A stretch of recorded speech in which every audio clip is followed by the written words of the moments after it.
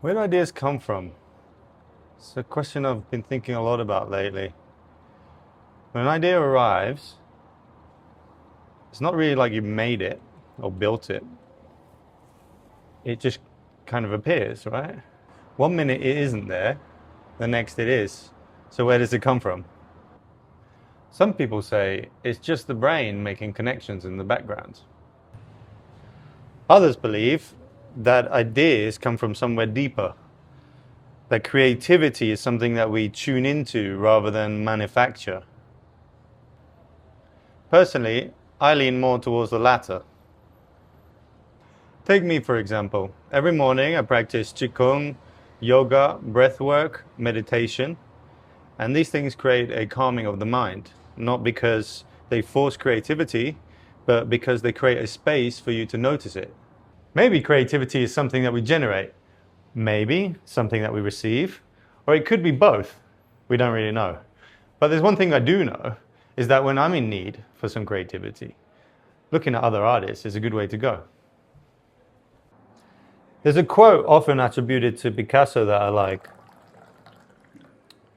He says that a good artist copies, but a great artist steals. You see, the point isn't to imitate other artists. It's to absorb ideas, perspectives, and other ways of seeing the world. So I thought I'd share a few artists that inspired me recently, and maybe that will inspire you too.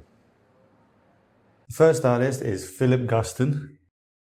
What I love about his work is it reminds me that you don't have to go very far to find good art. You don't have to go on some grand adventure or travel the world. Some of my favorite paintings of his are set right in his studio.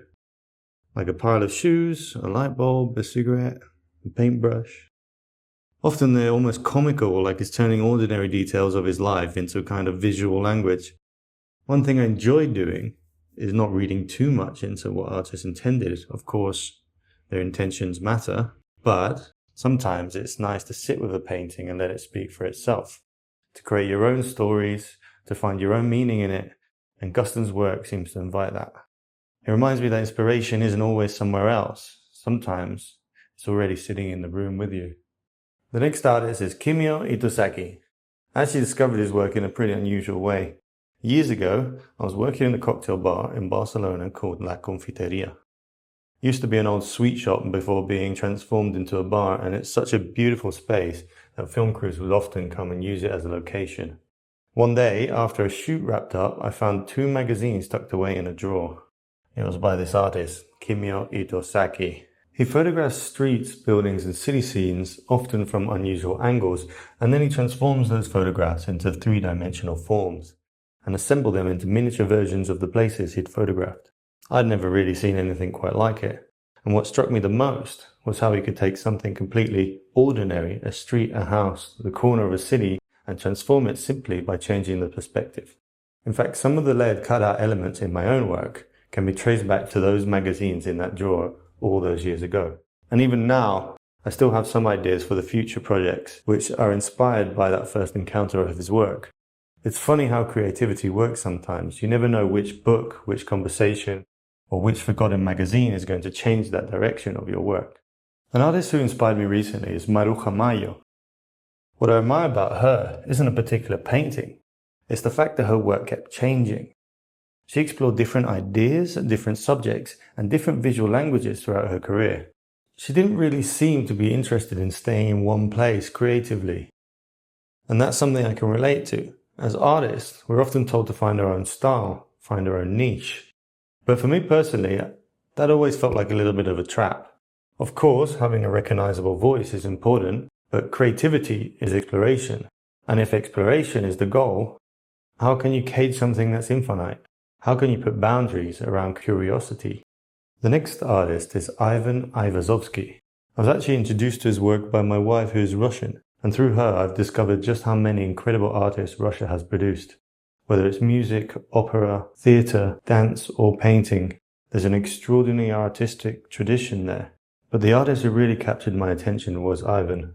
The reason is simple. You only have to look at one of his paintings to understand how talented he was. What amazes me is that he was painting long before cameras existed, and yet somehow he manages to capture movement, energy, and light in a way that feels completely alive. The sea doesn't look painted, it feels alive, the waves move, the skies breathe, the light seems to exist beyond the canvas itself. What fascinates me most is how much emotion and drama he can fit into a single image, through the water, through the clouds, through the color, and through the atmosphere. I spent long periods of time just staring at his paintings, trying to understand how he achieved what he did, and I still don't know the answer. Some artists impress you with their ideas, and some impress you with their originality. Aivazovsky impresses me with pure mastery.